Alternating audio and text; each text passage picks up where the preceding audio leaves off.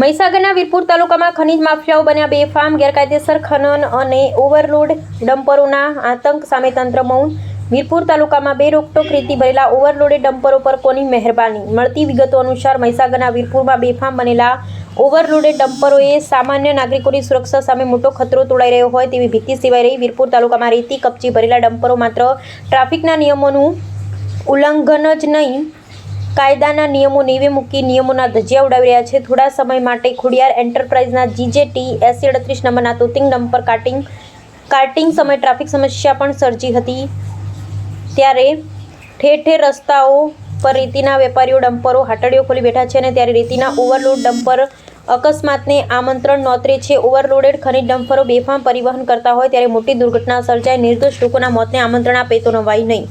ને છેડચોક ચાલતી પ્રવૃત્તિ સરકારની તિજોરીને નુકસાન પહોંચાડી રહ્યા છે. ત્યારે ભૂસ્તર વિભાગ અને સ્થાનિક વહીવટીતંત્ર ઉગતું હોય તેમ સરેઆમ ખનીજ માફિયાઓ બે રોકટોક તોતિંગ ડમ્પરોની ક્ષમતા કરતાં પણ ડમ્પરની સાઇટ સપાટી પર કરી ખનીજ લોડ કરતા હોય ત્યારે ખુલ્લા રેતીના ડમ્પરો કોઈ નિર્દોષ નાગરિકની દ્રષ્ટિ છીનવી લે તો નવાઈ નહીં. રાત દિવસ વેપલો પર રોકડી રળી રહ્યા છે. ત્યારે તંત્ર આ બાબતે અજાણ હશે કે ખનીજ માફિયાઓ સાથે સોઠગોઠ તે કેવું મુશ્કેલ બન્યું છે.